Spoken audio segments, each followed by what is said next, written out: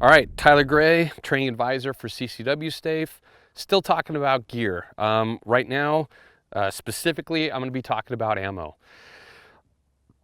And I'm going to preface that conversation with this. I'm not going to get into the weeds on different calibers. You obviously saw I carry a 9mm. I think it's the best caliber out there. That's a whole nother conversation on why. Far as ammo, again, I look at the ammo now conversation as very similar to the 9 versus 45 stopping power debate. Most hollow points nowadays are pretty good. What I personally carry is what I'm going to show you, and that is I'm carrying the Federal Micros. The reason is because far as I know, now again, don't quote me on this, but far as I know, it's the only ammunition that has been specifically built for a micro-sized handgun. I also carry these in my Glock 19. Again, they're 150 grain jacketed hollow point. Is it going to shoot somebody and rip them in half? A, I don't know, and B, I don't care. It's not my intent. Okay, at the end of the day, it's a solid round, and you should be more concerned with your ability to place accurate rounds or good rounds, good hits on the target, rather than what's your hollow point exactly going to do.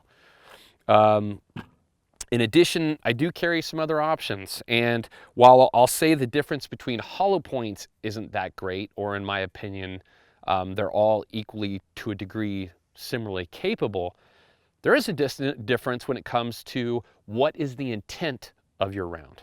Okay, the intent of all hollow points is essentially the same. The point is to hit the target directly and then expand to create the largest wound cavity. That is a very different intent than something like this, which would be the buffalo bore. The intent is not to hit the target and expand. With the buffalo bore, which are used very commonly in bear guns, or guns to counter attacks by bears, this is a hard cast. Basically entire round is hard cast. It's 147 grains, traveling at 1,100 feet per second. What do I use these for? These would be in a situation where I had a threat that I needed to shoot at behind some form of cover or some form of barrier, whether it's through a car door, whether it's behind it's not going to go through obviously concrete or steel, something like that, but a relatively light barrier that is going to defeat a hollow point round. Like for instance, when I was talking about earlier, I carry 2 backups. One of my backup mags would be this, and you see it's got the red extension on it. That red extension, when I go to do, if I say, oh, it's behind a barrier, I've got the red extension, and this red extension runs hot ammo that can penetrate a barrier. Option number 1 would be the buffalo bore. Option number 2 would be, this is Underwood Ammo's plus P plus, 115 grain, extreme P, and this thing is flying at 1,350 feet per second. Also of note, if you look at it, it pretty much looks like a drill at the end. And again, depending on what I'm doing or what my perceived, actually quite frankly, between those 2 penetrating rounds, it's just kind of what I'm feeling funky with that day. But again, I'll take both of these and run them in the red bottom mag. Again, if I'm getting to a point where I need to penetrate a barrier, I'll do a mag change. Be one of the few instances that I can think of that I would actually do a tactical mag change, and then I would utilize these to penetrate the barrier. So is it a likely scenario? Probably not, but it is a possible one, and therefore I carry that ammo to have the options for it. Conversely, something I need to be aware of, the advantage is to penetrate barriers.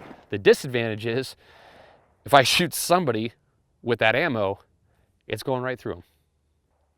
So another question in regards to ammo that I get asked a lot is, what do you shoot on the range? And that's kind of a complicated question. So a lot of LE departments I've seen shoot only their carry ammo. That's all they shoot. If they're issued gold dots, that's all they shoot is gold dots. Which, if you're shooting 100 rounds a year, okay, that's cool. But if you're shooting, you know, tens of thousands or thousands of rounds a year, A, it's not going to happen, and B, if you are doing that, probably you're wasting money. On the range, I shoot essentially factory new, just full metal jackets.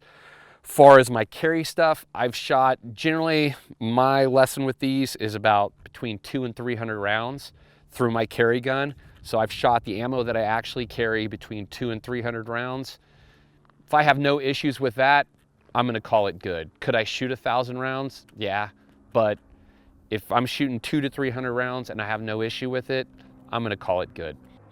The other part of that is, as far as malfunctions and reliability, I mean, if you've shot remanufactured ammo or something like that, or reloads, obviously, you know, you're gonna experience 100 times the amount of malfunctions that you'll experience with factory hollow points. These rounds are made more precisely. There's a reason they're a lot more.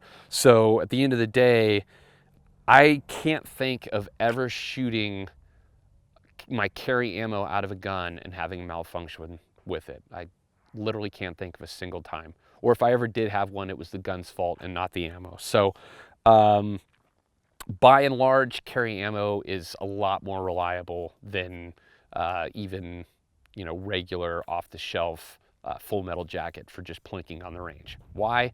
Because your life depends on these. It doesn't depend on a full metal jacket that you buy at Walmart.